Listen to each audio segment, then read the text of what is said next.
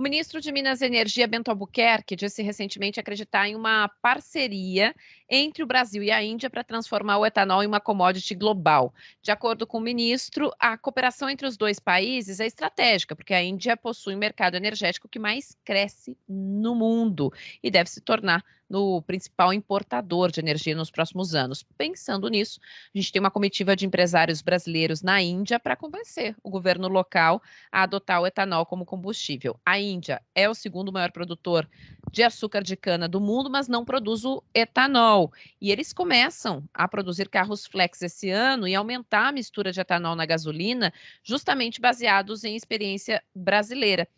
Está aqui conosco Evandro Gussi, que é presidente da Única, a União da Indústria de Cana-de-Açúcar, e vai nos ajudar a entender como andam essas negociações. Evandro, obrigada aqui pela companhia. Oi, Ellen, prazer enorme estar aqui com vocês e muito feliz por esses dias aqui em Nova Delhi. Já faz alguns anos que nós temos trabalhado com os indianos, mostrando a importância que o etanol está tendo e vai ter para a mobilidade sustentável. O etanol é capaz de reduzir até 90% das emissões de CO2, melhora muito a qualidade do ar, o que aqui é um problema sério, né? Delhi é a cidade mais poluída do mundo, então a experiência que a gente tem aí de São Paulo, de ter uma região metropolitana de mais de 20 milhões de habitantes, com índice de qualidade do ar como a gente tem, muito graças ao etanol, isso tem feito muito sentido aqui. E nessa missão com o ministro Bento, liderada por ele, o que no fundo nós estamos fazendo é aprofundar esse processo, porque o governo indiano definiu já no ano passado que até 2025 vai misturar 20% de etanol à gasolina. A mistura deles era de 4%, eles vieram crescendo, agora estão em cerca de 9%, e aí até 3 anos eles devem ter 20% misturados à gasolina. Só que aí começam a surgir naturalmente muitas dúvidas por parte da indústria automotiva, dos produtores, processo regulatório do governo. E aí, onde nós temos entrado, o governo brasileiro e a iniciativa privada, a Única, também players da indústria automotiva estão fazendo um trabalho enorme aqui junto conosco para resolver um monte, para assim, atender uma série de dúvidas. Então, eles têm preocupações. Puxa, se eu misturar 20% de etanol na gasolina, o que vai acontecer com a performance do carro, com os componentes e com o motor? O Brasil já tem essa experiência de 30, 40 anos, ou seja, como é que isso acontece? Então, desde o motor a carburador até a injeção direta, ou seja, isso tudo está mapeado, está estudado e a gente tem uma experiência prática forte disso no país. Sistema produtivo, como é que vai funcionar? Como é que mistura esse etanol? Assim, nós respondemos perguntas aqui, por exemplo, escuta, como é que faz essa mistura? O sujeito chega no posto e põe um pouco de etanol, um pouco de gasolina. E aí nós mostramos que não, ou seja, a gasolina brasileira, ela já vem misturada, tem 27% de etanol. E aí, disso tudo surge aí um centro de excelência em bioenergia, um centro virtual, e assinamos com isso um protocolo de entendimento, um memorando de entendimento com a indústria automotiva local, para que a gente tenha aí todo esse centro virtual, onde nós vamos ter as principais questões dos indianos e contribuir para que elas possam ser respondidas, acelerando o conhecimento deles no tema. Agora, Gussi, eu queria justamente entender o ponto que tá. Já tem carro flex por aí, estão sendo produzidos, e aí até 2025, 7 você falou, vai se chegar a 20% de etanol misturado com a gasolina aí, isso? Ellen, funciona o seguinte, são aqui dois movimentos, né? O primeiro é de misturar etanol na gasolina, né? Vamos lembrar que toda a gasolina brasileira, toda, tem 27% de etanol, né? Então é isso que os indianos querem nesse primeiro momento, chegarem a uma mistura de etanol na gasolina de 20%. Para isso você não precisa do veículo flex, né? Tanto que os carros importados que só usam gasolina aí no Brasil usam uma gasolina com 27% de etanol sem nenhum problema. Às vezes a pessoa nem sabe que a gasolina tem 27% de etanol. Então, eles querem chegar a isso. Então, para esse momento, eles não precisam do carro flex, mas já estão pensando seriamente no segundo momento, em que, com uma produção maior ainda de etanol, eles possam ter o etanol puro, como a gente tem, né? Para poderem ter essa maravilha que a gente tem no Brasil, único lugar do mundo, em que o consumidor chega ao posto de combustível e é surpreendido por uma pergunta: vai querer gasolina ou etanol? A gente não se dá conta, faz isso toda semana abastecendo o carro, a gente não se dá conta que isso é um grande ativo do Brasil, né? Dois combustíveis que competem e que o consumidor tem o direito de fazer a sua escolha. E para isso, sim, eles querem o veículo flex, querem ter desenvolvimento, querem entender com a indústria automobilística brasileira como é que isso funciona. Então, aí nós temos uma grande avenida de oportunidades para o Brasil e para a Índia. É nesse sentido que eu quero entender qual é o mercado que a gente está olhando, que a gente está mirando. É real a nossa possibilidade de exportar etanol para a Índia? Olha, nesse primeiro momento, a gente está estimulando que eles produzam o próprio etanol. Porque quando a gente fala de combustível, Ellen, a gente está falando de segurança energética, né? Veja, sem entrar no mérito aí da questão da guerra da Ucrânia e da Mas a Rússia, gente vai entrar no mérito também daqui a pouquinho. tudo bem, mas sem problema nenhum. Eu sou casado com uma jornalista, não fujo de pergunta de jornalista. Não posso, senão depois tenho um problema em casa. Mas, ainda sem entrar no mérito, tem muitos países que estão percebendo a dificuldade e o problema que é você ter uma dependência muito forte de uma determinada fonte energética que não está no seu domínio do país.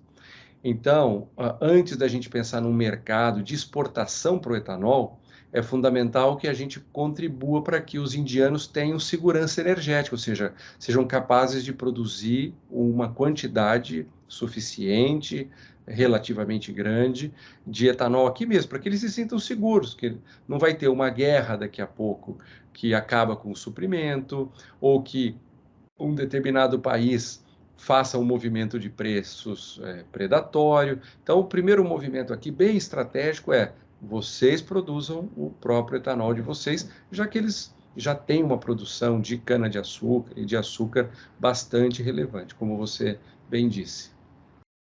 Mas existe uma expectativa ou não dos nossos empresários de poder também olhar para a Índia como mercado? Olha, existe antes disso, veja que interessante.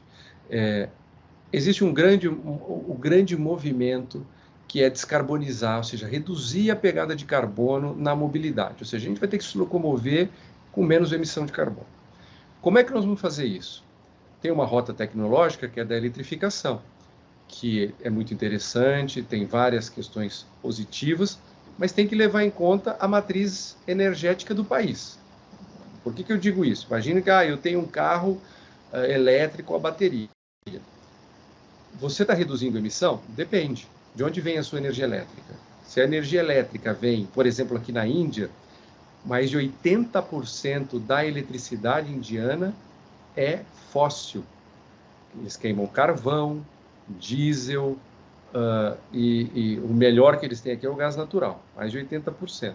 Então, o veículo elétrico aqui não ajuda muito, porque você vai ter zero de emissão no veículo, mas você vai ter muita emissão para fazer a energia elétrica. Bom, essa não é uma realidade só da Índia. No Brasil, o etanol vai ter um papel enorme, porque hoje um carro a bateria no Brasil não tem emissão menor do que o carro a etanol. O carro a etanol emite a mesma coisa do que um veículo elétrico. Por quê? Porque quando eu contabilizo a eletricidade. Bom, para tudo isso, a indústria automobilística vai olhar, olha, que tipo de carro a gente vai produzir?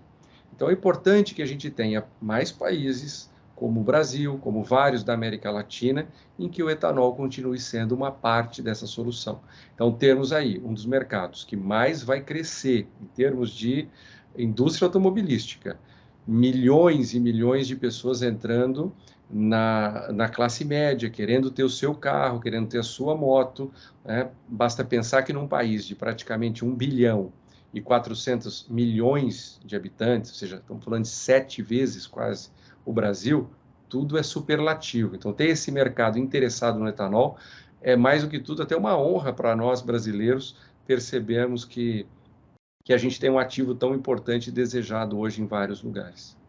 Em 2014, eu tive uma oportunidade muito bacana de fazer uma série de reportagens especiais no interior de São Paulo, sobretudo na região sucrocoleira. E ali, a gente conversava com usineiros bastante, decepcionados com o rumo que as coisas vinham tomando. Por quê? Porque houve toda uma expectativa do mercado lá no início dos anos 2000, né, com o Brasil investindo no etanol, seria a energia do futuro, mas aí veio pré-sal e o pessoal acabou esquecido e muita gente teve que fechar negócio, fechar fábrica. Hoje, vocês estão com uma esperança renovada de fato? Quer dizer, o etanol pode se concretizar como uma alternativa no momento que o mundo todo está vendo o problema de se concentrar única e exclusivamente no petróleo? Excelente pergunta. Primeiro, o grande problema daquela ocasião e daquela decepção que você viu não foi o pré-sal em si. O pré-sal é um importante ativo do Brasil e a gente tem que, da melhor maneira possível e com a maior inteligência social, ambiental e econômica, explorá-lo. O problema foi o controle arbitrário do preço da gasolina. Quando a gasolina no Brasil, naquela ocasião, deixou de ser orientada pelo mercado, ela naturalmente, como um produto substituto, um produto concorrente do etanol, artificialmente rebaixado no seu preço, ela trouxe um prejuízo enorme e, de fato, 100 usinas aproximadamente fecharam por conta disso. Hoje a gente tem a primeira esperança, veja, o mundo vive uma dificuldade enorme, o preço dos combustíveis é um desafio para o consumidor, e não é só no Brasil, isso está acontecendo no mundo inteiro por várias razões, mas nós temos visto uma postura coerente, correta do governo brasileiro de mostrar que, olha, não adianta a gente travar artificialmente, abaixar artificialmente o preço da gasolina, porque isso acaba com os investimentos, isso destrói as cadeias de valor, isso no fundo custa mais caro. Veja que coisa, a Argentina, por exemplo, tem feito isso com o diesel. O que está acontecendo é falta de diesel na Argentina, porque para o processo produtivo quando você não remunera adequadamente. Então, essa a primeira razão da esperança é justamente ver um ambiente equilibrado mercadologicamente no Brasil. O segundo é que o etanol, que lá na década de 70 era um substituto para a gasolina que estava escassa por conta da crise do petróleo, hoje é um grande ativo ambiental. Nós temos no Brasil a maior experiência do mundo na utilização de um biocombustível que reduz em até 90% as emissões de CO2 quando comparado à gasolina.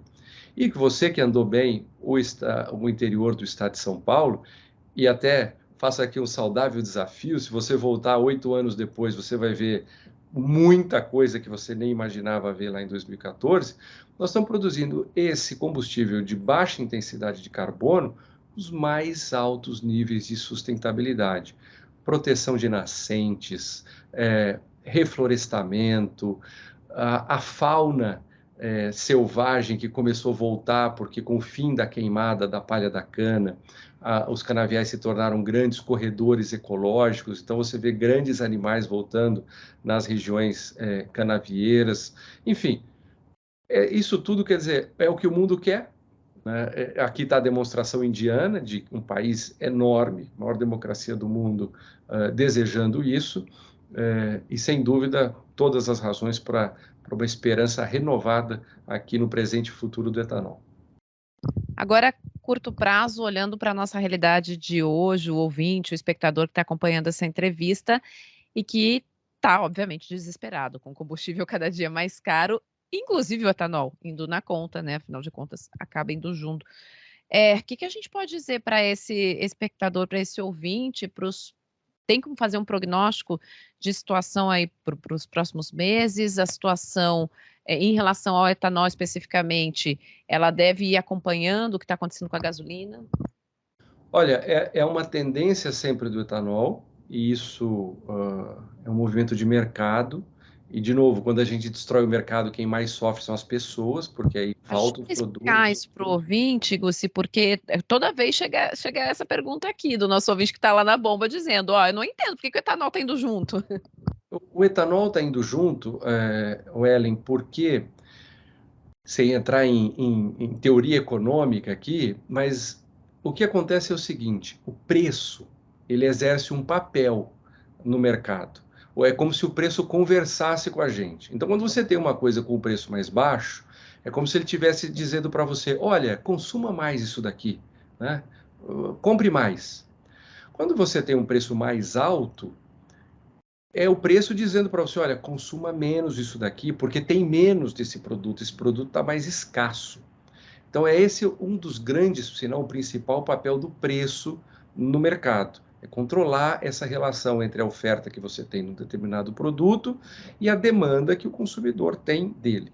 Então, por exemplo, nós temos um problema no petróleo. Hoje há uma escassez estrutural de petróleo no mundo, uma coisa que a gente não viveu nas últimas décadas. Tivemos questões sazonais, circunstanciais, mas hoje você tem uma deficiência estrutural de petróleo. A pandemia fechou muitas cadeias de valor que agora demoram para poder voltar. Você tem, inclusive, aí essa questão da guerra que acirra esse processo, um fornecedor importante como a Rússia. Do outro lado, o etanol, ele contribui com o bolso do brasileiro. Isso é importante. Veja, toda vez que a pessoa chega a um posto e que ela toma a decisão, olha, vale a pena pôr etanol, é porque o etanol, na comparação, está mais barato do que a gasolina. Agora, imagine os países que não têm o etanol, né? Desse jeito. Não tem o etanol para competir com a gasolina. A gasolina está mais cara, o sujeito paga por aquela gasolina e não tem alternativa. E, inclusive, o consumidor tem o direito de, se por alguma razão de entre safra, como a gente terminou agora entre safra em março, e você tem uma subida do preço do etanol, porque, enfim, não voltou a produção da próxima safra, se ele acha que o preço é a coisa mais importante para ele naquele momento, ele vai optar pela gasolina. Então, essa liberdade, essa competição que o etanol gera com a gasolina, nós temos contas assim, cálculos muito interessantes. O brasileiro já economizou bilhões de reais nessas últimas décadas, nessa possibilidade. De novo, mundo afora, é o preço da gasolina, não tem combustível concorrente e a pessoa abastece com aquilo ou deixa de andar.